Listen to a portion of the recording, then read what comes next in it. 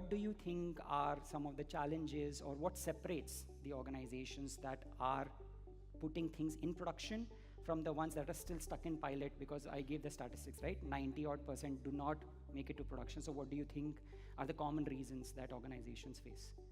Three pillars I would typically categorize those, right? People, processes, and technology. If I talk about the processes, right, I think what are those, the processes that are running in an organization? Can I be able to transform those business processes enabled by AI? Right? So that's the one way to look at it. The second is the skills I talked about.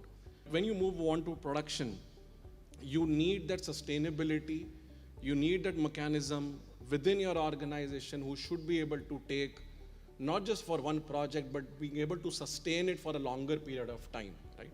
The third is the technology.